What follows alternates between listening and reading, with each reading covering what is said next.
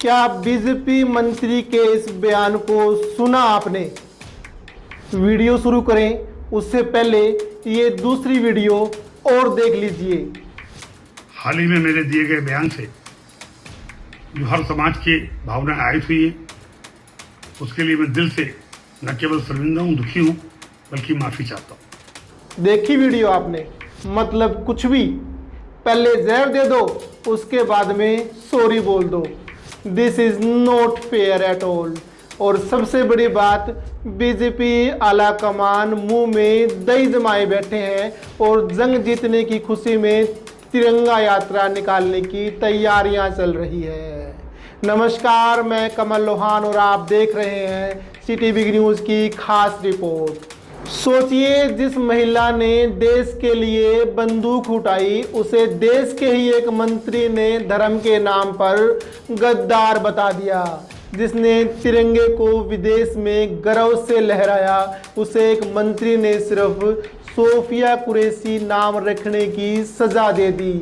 और जिस पार्टी ने उसे मंत्री बनाया वो अब तिरंगा यात्रा निकालने की तैयारियां कर रहा है। आखिर कौन है कर्नल सोफिया कुरैशी? मैं मुसलमान हूँ मगर पाकिस्तानी नहीं। मैं मुसलमान हूँ मगर आतंकवादी नहीं। आतंकवादियों का कोई धर्म नहीं होता। हर आतंकवादी को अपने हाथों से मारने का जिगरा रखती हूँ मैं, वो भी बिना धर्म पूछे। भारत की पहली मुस्लिम महिला सेना अधिकारी कर्नल सोफिया कुरैशी ही वह जाबाज अफसर है जिसने ऑपरेशन सिंदूर का नेतृत्व किया और उसे सफलता के साथ अंजाम तक पहुंचाया। और देश की ऐसी वीर बेटी को लेकर मध्य प्रदेश सरकार में मंत्री विजय शाह ने आपत्तिजनक बयान दे दिया।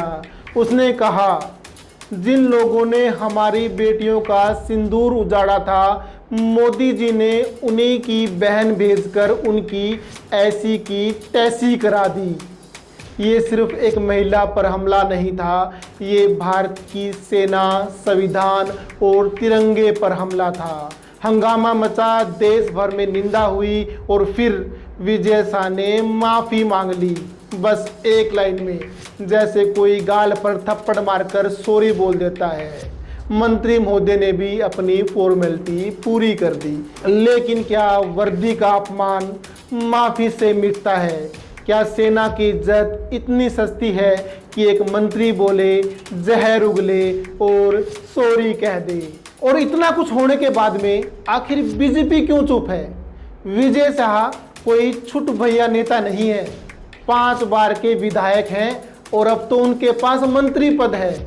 मुख्यमंत्री शिवराज सिंह चौहान ने एक भी शब्द नहीं कहा। प्रधानमंत्री नरेंद्र मोदी जो हर बात पर ट्वीट करते हैं अब मौन बैठे हैं। क्या सोफिया कुरैशी की जगह अगर कोई और होती तो चुप रहते? क्या तिरंगे की इज्जत नाम देख कर तय होती है? इतना कुछ होने के बाद भी बीजेपी ने तो कोई एक्शन नहीं लिया, पर पूरा मामला देखकर हाई कोर्ट एक्शन में आ गया। हाई कोर्ट जज ने कहा, मंत्री की भाषा गटर छाप है, इसके ऊपर FIR दर्ज करवाओ।